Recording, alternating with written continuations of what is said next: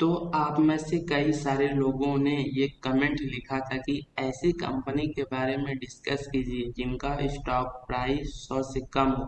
तो इसलिए आज ही की वीडियो में हम 3 ऐसी कंपनी के बारे में डिस्कस करेंगे जिनका स्टॉक प्राइस 100 के नीचे ट्रेड कर रहा है और आगे चल के इनके प्राइस 200, 300, 400 मुझे पता नहीं क्या ये सच में होगा भी कि नहीं। लेकिन इन 3 कंपनी के बारे में मैं आपको बहुत सारा इंफॉर्मेशन शेयर करने वाला हूँ जो ऑलरेडी पब्लिक डोमेन में है। जैसे कि हम इन कंपनी के बिजनेस मॉडल समझने की कोशिश करेंगे और इन सारे इम्पोर्टेंट डिटेल डिस्कस करेंगे जो मेरे बारे में नहीं जानते। अगर आप अपने इन्वेस्टिंग स्टाइल को अपग्रेड करना चाहते हैं और इन्वेस्टिंग के बारे में और ज़्यादा सीखना चाहते हैं तो हमारे चैनल को सब्सक्राइब कर सकते हैं और हमारे वीडियो को फॉलो कर सकते हैं और उसके साथ ही साथ आप बेल नोटिफिकेशन भी दबा सकते हैं जिससे हमारे नए वीडियो के अपडेट आप तक तुरंत पहुंच जाएं। तो सबसे पहला कंपनी जो हम हाँ डिस्कस करने वाले हैं उसका नाम है Mother Sumi wiring India limited. इस कंपनी के स्टॉक में लास्ट 1 ईयर में 19% की अपवर्ड मूवमेंट हुई है। लेकिन वहीं अगर आप कंपनी का प्रॉफिट एंड लॉस स्टेटमेंट देखें तो इसके जो सेल्स और नेट प्रॉफिट वो ऑल टाइम हाई पे हैं। 2024 में सेल्स में 18% का ग्रोथ हुआ था और प्रॉफिट में 31% का ग्रोथ हुआ था। उसके अलावा इसका रिटर्न ऑन कैपिटल एम्प्लॉय और रिटर्न ऑन इक्विटी दोनों सुपीरियर परसेंट पे हैं, क्योंकि return on capital employ around 48% और return on equity around 42.4%। And on top of debt ये कंपनी डेट फ्री है क्योंकि कंपनी के ऊपर 259 करोड़ का डेट बर्डन है और कंपनी के पास 268 करोड़ का worth of cash equivalent and non top of debt company के पास around 1,140 crore worth of inventory है। और जब ये इन्वेंटरी लिक्विडेट होगा तो ये कंपनी को एडिशनल कैश प्रोवाइड कर सकता है। और यहाँ पर मैंने इन्वेंटरी इसलिए कंसीडर किया है क्योंकि जो हम डेट डिस्कस कर रहे हैं उसमें शॉर्ट टर्म बारोइंग और लॉन्ग टर्म बारोइंग दोनों है। यहाँ पर मैं इसको थोड़ा सा अलग कोलैबोरेट करूंगा। तो शॉर्ट टर्म बोरोइंग वो कर्ज होता है जो कंपनी 1 साल के अंदर चुकाना चाहता है। वहीं लॉन्ग टर्म बोरोइंग वो कर्ज होता है जिसको चुकाने के लिए कंपनी 1 साल से ज़्यादा का समय या टाइम लेता है। वहीं कंपनी का इन्वेंट्री वो एसेट होता है जो प्रोडक्ट या माल होता है जो कंपनी के पास है जो कंपनी 1 साल के अंदर लिक्विडेट कर सकता है, यानी इन सामानों को और प्रोडक्ट को बेच के उसे कैश में बदल सकता है। और इसलिए जब आप सिर्फ लॉन्ग टर्म डेट के बारे में बात करेंगे तो वहाँ पर इन्वेंटरी पिक्चर में नहीं आता। लेकिन वहीं अगर शॉर्ट टर्म बोरोइंग वहाँ पर कंसीडर करें तो वहाँ पर इन्वेंटरी को भी कंसीडर करके इन्हें साथ में देखना ज़्यादा सेंस बनता है। और उसके बाद अगर हम कंपनी को थोड़ा और डिटेल में देखें तो ये कंपनी फाइनेंशियल ईयर 2022 में इस्टेब्लिश हुआ था, क्योंकि पहले ये कंपनी संवर्धना मदरसन सुमी इंटरनेशनल लिमिटेड के साथ मर्ज था। लेकिन बाद में इस कंपनी में रीऑर्गेनाइजेशन हुआ और उसके बाद इस कंपनी का जो बिजनेस जो स्पेसिकली वायरिंग हार्नेसेस बनाना है वो इंडिया ओरिजिनल इक्विपमेंट मैन्युफैक्चरर के लिए, जैसे कि मारुति सुजुकी हो गया, टाटा मोटर हो गया, जो इंडिया में ओरिजिनल इक्विपमेंट मैन्युफैक्चरर है, इस बिजनेस को डीमर्ज कर दिया गया और इस एक सेपरेट सेपरेट में इस्टेब्लिश किया गया जो कि मदरसुमी वायरिंग इंडिया लिमिटेड है। और अभी ये ज्वाइंट वेंचर है Sumitomo wiring system India limited के साथ। और अभी Motherson Sumi wiring India limited का जो रेवेन्यू वो सिंगल प्रोडक्ट से ही आता है और वो प्रोडक्ट है वायरिंग हार्नेसेस। अगर किसी को पता नहीं कि ये वायरिंग हार्नेसेस क्या होते हैं तो देखिए ये वायरिंग हार्नेसेस कुछ इस तरह से दिखते हैं और ये वायरिंग हार्नेसेस जो वो हर तरीके के गाड़ी में इस्तेमाल किया जाता है। फॉर एग्जांपल अगर आप कार के बात करें तो ऊपर से अगर आप देखेंगे तो आपको कोई वायर नजर नहीं आएगी, लेकिन अगर आप कार का बोनेट खोलेंगे या कार के रिपेयर शॉप में जाएंगे तो आपको ये दिखेगा कि कार की स्टार्टिंग से लेकर एंड तक पूरा कार जो वो इन वायरिंग हार्नेसेस से जुड़ा होता है। इन्हीं वायरिंग हार्नेसेस को ये कंपनी बनाता और बेचता है। And just to give you a hint, ये जो वायरिंग हार्नेसेस ये इलेक्ट्रिक व्हीकल के लिए और ज़्यादा कॉम्प्लिकेटेड होंगे और ज़्यादा इसका रिक्वायरमेंट होगा। तो इसलिए अभी ऑटोमोबाइल में अभी हमें ये जो ईवी ट्रांजैक्शन दिख रहा है उसकी वजह से इस कंपनी को और भी ज़्यादा फायदा होने का चांसेस है। प्रेजेंटली अगर आप देखें तो ये कंपनी जो भी वायरिंग हार्नेसेस से सप्लाई करता है उसमें से 58% पैसेंजर व्हीकल्स और 12% हाँ कमर्शियल व्हीकल, टू व्हीलर का 14% मार्केट शेयर और रोड एग्रीकल्चर और फार्म इक्विपमेंट के लिए 10% और बाकी और गाड़ियों के लिए 6%, यानी ऑलमोस्ट हर तरीके के व्हीकल के लिए वार्निंग हार्नेसेस बनाता है। और उसके अलावा कंपनी के कुछ कैपेक्स प्लान हैं, यानी कंपनी एक्सपेंड भी करने के लिए प्लान कर रहा है, जिसकी वजह से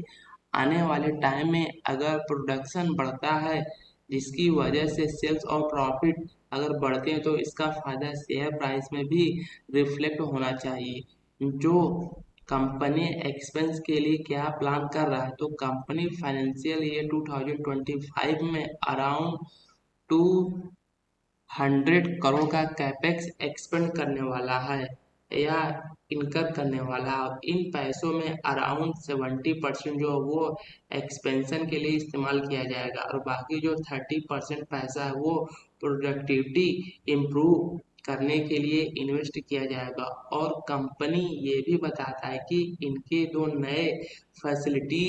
U2 फाइनेंशियल ईयर 2025 तक ऑपरेशनल बन जाएंगे और यहाँ पर जो वायरिंग बनेंगे वो ये इंटरनेशनल कंबर्सन इंजन व्हीकल है, या तो मान लीजिए जो पेट्रोल और डीजल के व्हीकल हैं इनके लिए वायरिंग हार्नेसेस बनाए और जो इलेक्ट्रिक व्हीकल है उनके लिए भी ये वायरिंग हार्नेसेस बनाएगा। और ये दोनों फैसिलिटीज ऑपरेशनल होने के बाद कंपनी का जो प्रोडक्शन कैपेसिटी है वो 8 to 10% बढ़ सकता है। और इसके अलावा अगर आप इसका क्लाइंट बेस देखें तो ये कस्टमर बेस देखें तो वो भी बहुत ज़्यादा स्ट्रांग है, क्योंकि अगर आप फाइनेंशियल ईयर 2023 का डेटा कंसीडर करेंगे तो उस साल जो भी टॉप 10 सेलिंग पैसेंजर व्हीकल थे उनमें से 10 व्हीकल को वायरिंग हार्नेसेस यही कंपनी सप्लाई कर रहा था। सिर्फ यही नहीं, जो टॉप 3 इलेक्ट्रिक व्हीकल के पैसेंजर बनाने वाले OEM है उन्हें भी वायरिंग हार्नेसेस यही सप्लाई कर रहा था। इसके अलावा इंडिया में जो टॉप 5 इलेक्ट्रिक व्हीकल के टू व्हीलर बनाने वाले जो OEM है उनमें से 2 OEM को यही कंपनी वायरिंग हार्नेसेस सप्लाई कर रहा था। लेकिन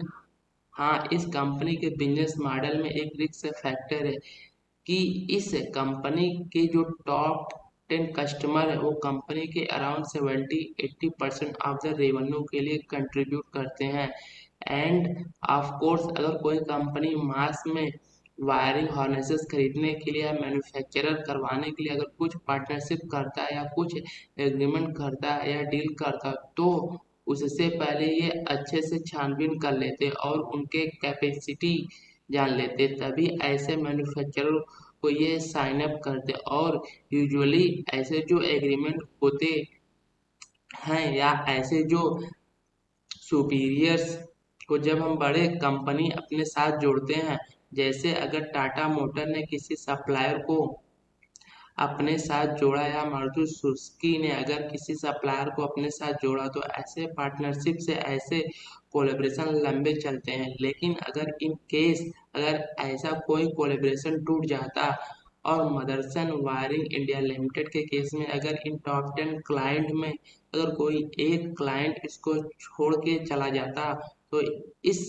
कंपनी के रेवेन्यू के ऊपर इम्पेक्ट पड़ सकता है। एंड जस्ट बिकॉज हम इस कंपनी के बारे में बात कर रहे हैं, इसका मतलब ये नहीं कि आप जाके कंपनी को खरीद लो।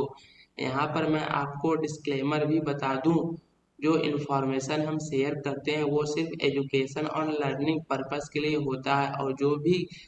कंपनीज के नाम हम डिस्कस करते हैं वो सिर्फ एग्जाम्पल के तौर पर होता है। और अगर आप देखेंगे तो जो भी इंफॉर्मेशन हमने डिस्कस किया वो ऑलरेडी पब्लिक डोमेन में अवेलेबल है, और जो भी इंफॉर्मेशन हम शेयर करते हैं इसको किसी भी रूप में रिकमेंडेशन कंसीडर ना करें, क्योंकि मेरा काम आपको कंपनी के बिजनेस के बारे में सिखाना है, कंपनी के फंडामेंटल के बारे में सिखाना, और वो भी इंफॉर्मेशन जो ऑलरेडी पब्लिक डोमेन में है। और उसके बाद next company IRB infrastructure developers limited. ये कंपनी इंडिया की one of the largest private road highway integrated infrastructure developers में से एक है। एक कंपनी रोड बिजनेस में इतना स्ट्रांगली स्टेब्लिश है कि पैन इंडिया में जो भी टोल या टोल रेवेन्यू कलेक्ट होता है उसमें से इसका 10% मार्केट शेयर है। यानी अगर टोल में अगर कोई 100 रुपये पे करता है तो उसमें से 10 रुपये आईआरबी इंफ्रास्ट्रक्चर को जाता है। उसके बाद जो टोटल टीओटी प्रोजेक्ट है या टीओटी प्रोजेक्ट है उसमें से इस कंपनी का मार्केट शेयर अराउंड 38% है। और यहाँ पर ये टोट प्रोजेक्ट क्या होता है, बोट प्रोजेक्ट क्या होता है, इन प्रोजेक्ट की वजह से कंपनी की स्ट्रेंथ कैसे बढ़ रहा है और इसकी वजह से टोल बिजनेस में कैसे कंपनी इस्टेब्लिश हो रहा है, उसका मार्केट शेयर बढ़ रहा है, और आने वाले टाइम में इस कंपनी का मार्केट शेयर और क्यों बढ़ सकता है और ये कंपनी को फायदा क्यों दे सकता है, उसको समझने के लिए हमें कंपनी का बिजनेस मॉडल समझना बहुत ही जरूरी है। अभी जो हम बिजनेस मॉडल समझने वाले हैं वो बहुत ही क्रिटिकल नॉलेज है, तो इसको थोड़ा ध्यान से समझिए, क्योंकि आने वाले टाइम में भी अगर आप किसी रोड रिलेटेड या हाईवे रिलेटेड इंफ्रास्ट्रक्चर कंपनी को एनालाइज करने जाएंगे तो ये जो नॉलेज है आपका बहुत काम आ सकता है। अभी तक जो आपने क्वालिटी इन्फॉर्मेशन देखा, अगर आपको पसंद आ रहा है तो आप वीडियो को लाइक करके हमें थैंक यू बोल सकते हैं, और उसके साथ ही साथ अगर आप आने वाले टाइम में भी हमें ऐसे ही और भी वीडियो बनाने के लिए एंकरेज करना चाहते हैं तो कमेंट में जाके एक सिंपल थैंक यू लिख सकते हैं। तो अभी अगर आप देखेंगे तो इस कंपनी की 4 मेन बिजनेस वर्टिकल हैं। इन बिजनेस वर्टिकल में अगर आप देखेंगे तो ये अलग बिजनेस मॉडल पे काम करता है, जैसे कि TOT business model, BT business model, HAM business model, EPC business model. तो अभी इन सारे बिजनेस मॉडल को वन बाय वन समझते हैं। तो सबसे पहला आता है बीओटी बिजनेस मॉडल, जिसका फुल फॉर्म होता है बिल्ड ऑपरेशन एंड ट्रांसफर। और इस बिजनेस मॉडल को मैं आपको बहुत ही सिंपल एग्जांपल से समझाता हूँ। तो मान लीजिए गवर्नर एक रोड बनाना चाहता है, और वो रोड बनाने के लिए अराउंड 100 करोड़ रुपए का कास्ट आएगा। इसलिए गवर्नमेंट क्या करेगा, गवर्नमेंट बिड्स इनवाइट करेगा, और उन बिड्स में अगर मान लीजिए आईआरबी को सिलेक्ट किया जाता है तो अभी गवर्नमेंट आईआरबी को ये बोलेगा कि हम आपको कोई अपफ्रंट पेमेंट नहीं करेंगे, यानी अभी हम आपको पैसे नहीं देंगे, आप खुद 100 करोड़ इन्वेस्ट करो, खुद इस रोड को बिल्ड करो, लेकिन जो आपने खर्चा किया उसको रिकवर करने के लिए, उसके ऊपर प्रॉफिट कमाने के लिए हम आपको क्या करेंगे, हम आपको टोल कलेक्ट करने का राइट देंगे। फॉर एग्जाम्पल से फॉर द नेक्स्ट 25 ईयर,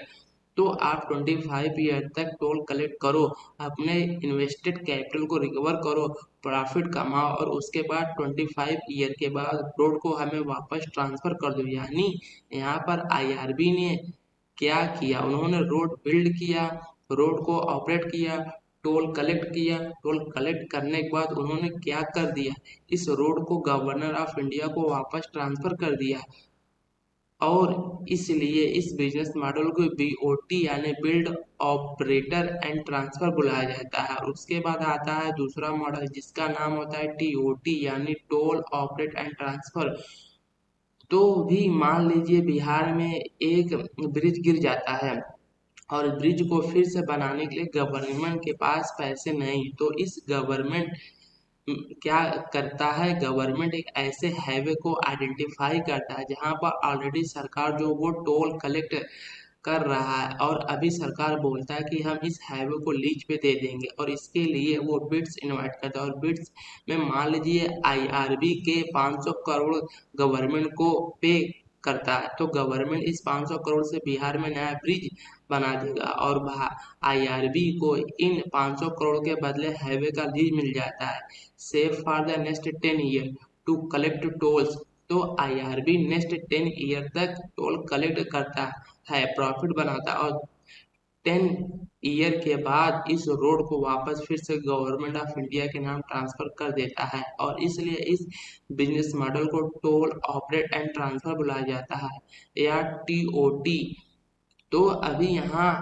पर आपको एक बात नोटिस करना होगा कि अगर आईआरबी ये जो टीओटी मॉडल है और बीओटी मॉडल है इसमें ऑपरेट करना चाहता है और ज़्यादा से ज़्यादा रोड